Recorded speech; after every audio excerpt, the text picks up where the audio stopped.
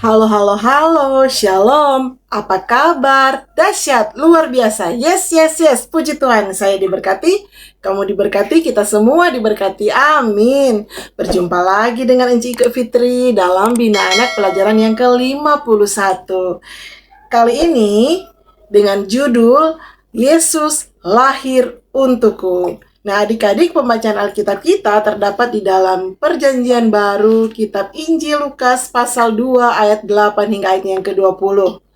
Ya, namun sebelumnya Enci Ika ajak kita untuk berdoa. Mohon pimpinan kuasa Roh Kudus Tuhan. Kita kunci tangan, tutup mata, tunduk kepala, kita berdoa.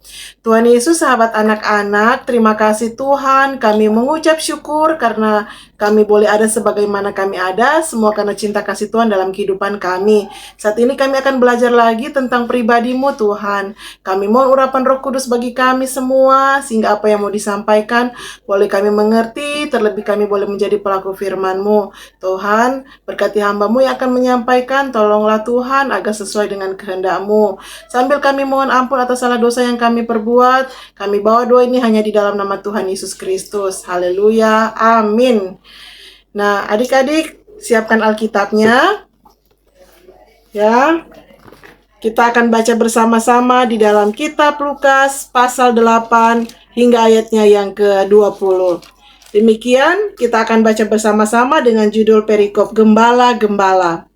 Di daerah itu ada gembala-gembala yang tinggal di padang, menjaga kawanan ternak mereka pada waktu malam. Tiba-tiba berdirilah seorang malaikat Tuhan di dekat mereka dan kemuliaan Tuhan bersinar meliputi mereka dan mereka sangat ketakutan. Lalu kata malaikat itu kepada mereka, "Jangan takut, sebab sesungguhnya aku memberitakan kepadamu kesukaan besar untuk seluruh bangsa. Hari ini telah lahir bagimu juru selamat, yaitu Yesus Kristus di kota Daud. Dan inilah tandanya bagimu, kamu akan menjumpai seorang bayi dibungkus dengan lampin dan terbaring di dalam palungan." Dan tiba-tiba tampaklah bersama-sama dengan malaikat itu sejumlah besar bala tentara surga yang memuji Allah. Katanya, "Kemuliaan bagi Allah di tempat yang maha tinggi dan damai sejahtera di bumi di antara manusia yang berkenan kepadanya." Setelah malaikat-malaikat itu meninggalkan mereka dan kembali ke surga, gembala-gembala itu berkata seorang kepada yang lain, "Marilah kita pergi ke Betlehem untuk melihat apa yang terjadi di sana, seperti yang diberitahukan Tuhan kepada kita." Lalu mereka cepat-cepat berangkat dan menjumpai Maria dan Yusuf dan bayi itu yang sedang berbaring di dalam palungan. Dan ketika mereka melihatnya, mereka memberitahukan apa yang telah dikatakan kepada mereka tentang anak itu. Dan semua orang yang mendengarnya heran tentang apa yang dikatakan gembala-gembala itu kepada mereka.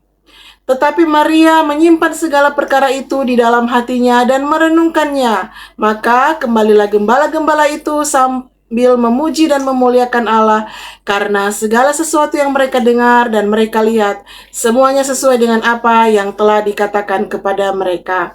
Demikian pembacaan Alkitab kita. Yang berbahagia mereka yang mau membaca, memelihara firman Tuhan, merenungkan firman Tuhan, bahkan melakukannya di dalam kehidupan mereka sehari-hari.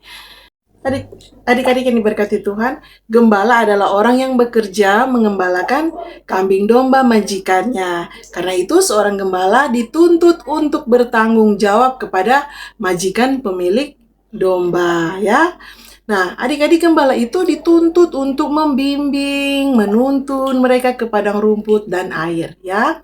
Juga menjaga kawanan domba dari bahaya binatang buas dan dari pencuri. Nah, adik-adik, tentunya ini gembala-gembala mereka berkorban bagi dorang pe kawanan domba, ya, yang selalu torang dengar di kitab Mazmur pasal 23 ayat 1 sampai 6. Nah, pada zaman dahulu, para gembala biasanya berkelana dari satu tempat ke tempat yang lain, ya. Ada yang menginap di tenda-tenda, ada yang tinggal di desa-desa, bahkan di padang rumput, ya. Kalau di suatu tempat di persediaan makanan sudah mulai menipis, ya, ternak akan segera kasih pindah ke padang rumput, ya, atau tempat yang lebih baik atau lebih banyak dia punya rumput. ya. Nah, hidup sebagai gembala tidaklah mudah adik-adik. Ya, karena apa? Karena mereka menghabiskan waktu hidupnya di alam bebas. Ya, mereka mengawasi itu ternak, ya, dan seringkali mereka harus tidur dengan itu peternakan.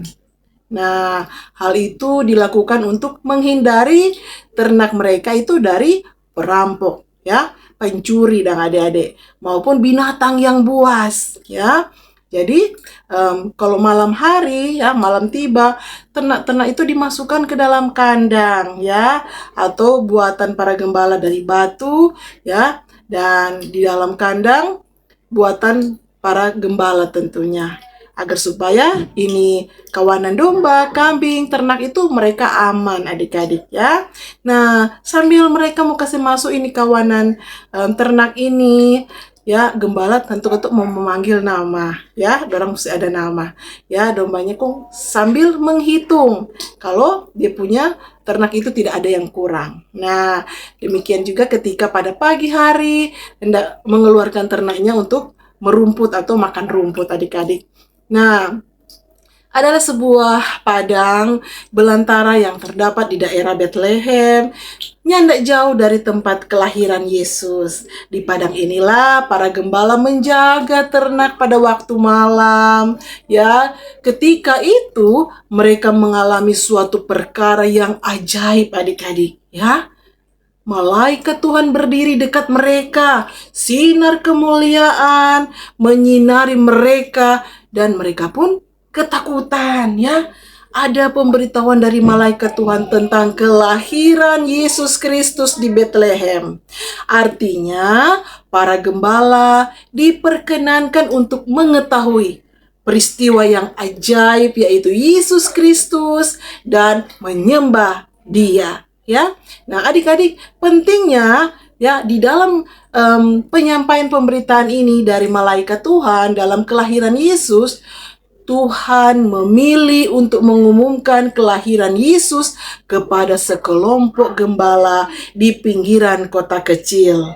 Wow, ya. Di tengah, bayangkan juga adik-adik kalau misalnya di tengah utang yang gelap, kok muncul malaikat, ya. Kata ada rasa takut, ya. Kata malaikat itu kepada mereka, jangan takut, sebab sesungguhnya aku memberitakan kepadamu kesukaan besar untuk seluruh bangsa. Hari ini telah lahir bagimu juru selamat, yaitu Kristus Tuhan di kota Daud. Ya, mengenai gembala, ya adik-adik, sebagai kaum yang pertama yang dipilih untuk mendengarkan kabar sukacita ini, karena ya pertama, kenapa? Gembala yang dipilih Tuhan untuk mendengarkan kabar yang luar biasa, kabar sukacita ini, karena kesederhanaan gembala, ya. Gembala hidup di padang jauh dari kemegahan, ya. Dia pesan kesederhanaan yang mau disampaikan, ya, mau mengajarkan bahwa keindahan kelahiran Yesus tidak tergantung pada kemegahan fisik, ya. Karena Yesus Kristus lahir di kandang domba, ya, di tempat yang hina, tidak di tempat yang selayaknya, tidak di rumah sakit, di istana, ya, tetapi di kandang yang hina. Kemudian yang kedua, gembala rendah hati adik-adik. Gembala adalah orang-orang yang tidak berpendidikan, ya. Mereka menerima kabar baik tentang Tuhan Yesus dan tidak tinggal diam, tetapi mereka mau memberitakannya kepada orang lain. Dan yang ketiga, terbuka. Allah memilih orang-orang miskin dan sederhana karena mereka lebih bersifat terbuka dan rendah hati. Ya adik-adik, sehingga makna Natal kita tidak menyatakan suatu yang glamor adik-adik. Sebagaimana Yesus Kristus menjadi teladan, menjadi terang dunia. Ya, kita meneladani Yesus Kristus yang lahir dengan penuh kesederhanaan. Adik-adik, nganda, memang Natal ini 1 tahun 1 kali. Ada yang bilang cuma 1 tahun 1 kali kok. Mari kita orang berpesta. Tetapi Kalau kita melihat dari kelahiran Kristus Yesus yang penuh dengan kesederhanaan, tetapi dia datang untuk menyelamatkan seisi dunia. Ya, biar kiranya kita boleh melihat, meneladani Kristus. Adik-adik, mendengar kabar gembira kelahiran Yesus Kristus, ya Sang Raja Damai, para gembala segera mencari Yesus. Mereka memuji dan memuliakan dia dan menyampaikan ini kabar baik kepada orang lain. Dorang yang tidak tinggal diam, tetapi dorang mau menyampaikan kabar bahagia itu. Jadi adik-adik, ini para gembala cepat mengikuti petunjuk malaikat, dan mereka juga cepat menyebarkan berita itu kepada orang lain di sekitar mereka. Ya, gembala pada saat itu mereka adalah orang-orang yang paling hina, adik-adik. Mereka adalah orang-orang yang tidak masuk dalam hitungan. Ya, tapi mereka adalah orang-orang yang dipilih Tuhan untuk mendengar terlebih dahulu kabar baik akan lahir Yesus Kristus Sang Raja Damai. Ya, mereka tidak punya apa-apa dan mereka tidak tinggal di rumah-rumah yang mewah, tetapi di padang belantara. Karena pekerjaan mereka hanya mengembalakan kambing domba. Adik-adik, luar biasa. Ya, Tuhan Yesus Kristus memilih mereka dan menyampaikan kabar baik ini terlebih dahulu. Tuhan Yesus Kristus lahir di kandang domba karena tidak ada tempat lagi, ya. Adik-adik, Yesus Kristus lahir ke dunia karena mengasihi kita semua. Mengasihi Enci Ike, mengasihi adik-adik yang ada di rumah. Kita semua disayang oleh Tuhan, dikasihi oleh Tuhan Yesus. Tuhan tidak memandang keberadaan kita. Yesus Kristus cuma mau lahir bagi orang yang kaya, bukan untuk orang miskin. Tidak adik-adik, Yesus Kristus karena mengasihi kita semua, dia lahir untuk kita semua bagaimanapun keadaan kita. Kita gode, kurus, kaya, miskin, kulit hitam, kulit putih, ya, rambut panjang, rambut pendek, kerol, rambut lurus, Tuhan lahir untuk kita. Ya, tidak untuk orang-orang tertentu, tetapi dia lahir untuk kita semua, ingin menyelamatkan kita, umat manusia. Karena itu adik-adik, di hari ulang tahun Tuhan Yesus Kristus, ya, Tuhan hanya menginginkan hadiah kado yang terindah di ulang tahunnya, ya, yaitu apa yang diinginkan Tuhan Yesus Kristus sebagai hadiah ulang tahunnya. Hanya kita mengasihi Tuhan, kita membawa hati kita yang tulus mengasihi Tuhan dan mau mengerti, ya, mau menjadi pelaku firman Tuhan, bukan yang lain. Adik-adik, Tuhan Yesus so kaya raya. Tuhan yang punya semua ini dia. Yang torang punya itu Tuhan punya. Cuma ada titik pat orang. Jadi Tuhan cuma menginginkan torang pe hati yang tulus untuk sungguh-sungguh menyenangkan hati Tuhan, ya. Lalu sikap kita tiap hari melalui tindakan kita, ya. Kalau berdoa, berdoa sungguh-sungguh. Jangan main-main, ya. Kalau torang ingat dengar firman, diingatkan oleh firman, jangan melawan orang tua, jangan melawan pamama dan papa. Turuti itu dia, ya. Taat akan firman Tuhan. Tuhan Yesus sudah lahir untuk adik-adik, untuk semua orang. Oleh karena itu, mari kita merayakan ulang tahunnya dengan penuh sukacita. Tidak memaksakan, ya, mama dan papa mesti ada baju baru, mesti ada sepatu baru, mesti ada celana baru. Adik-adik, Tuhan Yesus lahir dengan penuh kesederhanaan. Ya, kita mengikuti teladan Kristus. Kalau mama dan papa ada berkat, ada doi lebe, boleh. Mari kalau nyanda ada, jangan bapaksa, jangan sayang, ya. Nah, supaya mama dan papa juga, ya, nyanda terbelit hutang. Cuma gara-gara mau kasih senang pangoni. Ada yang bilang cuma 1 tahun 1 kali. Iya adik-adik, cuma 1 tahun 1 kali. Tetapi kalau ada boleh. Tapi kalau nyanda ada jangan bapaksa, ya. Supaya adik-adik benar-benar mengasihi Tuhan lewat perbuatan sehari-hari. Sudah menyatakan, ya, sudah menyatakan bahwa torang mengasihi Kristus dan mengasihi sesama. Itu bukti bahwa torang mau menyenangkan hati Tuhan, ya. Nyanda menuntut tuh yang nyanda ada pe orang tua. Kita menyambut Natal dengan sukacita, Tidak harus dengan baju baru, pakaian baru, celana baru. Yang penting hati adik-adik yang tulus ikhlas untuk mengasihi Yesus Kristus ya. Mengasihi sesama, mungkin ketua ya mau tolong orang yang susah. Kalau misalnya adik-adik punya kelebihan ya, boleh memberikan makanan atau bingkisan Natal kepada teman-teman yang lihat, duh dia kasih orang susah, dia nyala ada mama dan papa ya. Kalau adik-adik punya kelebihan, boleh memberkati mereka. Itu satu cara menyenangkan hati Tuhan. Tuhan senang melihat hal-hal seperti itu ya. Kita diberkati jadi berkat untuk mengasihi sesama kita ya.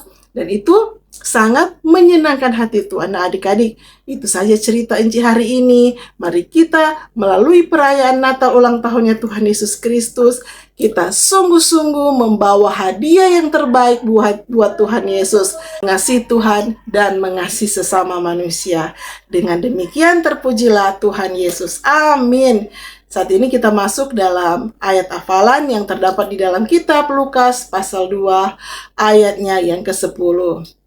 Lukas 2 ayat 10. Lalu kata malaikat itu kepada mereka, "Jangan takut, sebab sesungguhnya aku memberitakan kepadamu kesukaan besar untuk seluruh bangsa."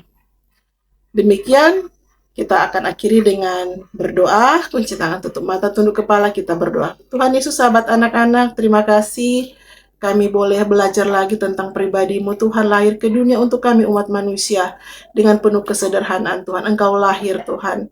Dan biar kiranya Tuhan di hari Natal ini kami boleh memberikan hadiah yang terbaik, terindah untuk Tuhan. Yaitu hati kami untuk dibentuk, dipimpin oleh Roh Kudus Tuhan. Untuk melakukan yang menyenangkan hati Tuhan. Agar supaya Tuhan kami boleh mengasihi Tuhan dan mengasihi sesama. Bukti kami Tuhan boleh berbuah-buah yang benar dalam kehidupan kami. Tolong kami Tuhan untuk merayakan Natal, damai sejahtera Tuhan, damai Natal Tuhan menyertai kami dan keluarga. Hidup dengan bersyukur dan memuliakan Tuhan dalam kehidupan kami. Terima kasih ya Tuhan, memberkati hamba-Mu, biar kiranya boleh selalu menyampaikan firman Tuhan seturut dengan kehendak-Mu. Dalam nama Tuhan Yesus Kristus, Juru Selamat yang hidup, kami berdoa mengucap syukur. Haleluya. Amin. Demikian pembelajaran Bina Anak kita kali ini. Terima kasih yang Cika sampaikan. Bagi semua yang sudah menyaksikan YouTube channel ini, yang selalu mendukung, mensupport, jangan lupa untuk selalu like, subscribe, dan share, sehingga banyak jiwa-jiwa yang boleh diberkati dengan pembelajaran-pembelajaran kita kali ini. Sekali lagi terima kasih. Tuhan Yesus memberkati. Shalom. Sampai jumpa minggu depan. Dadah.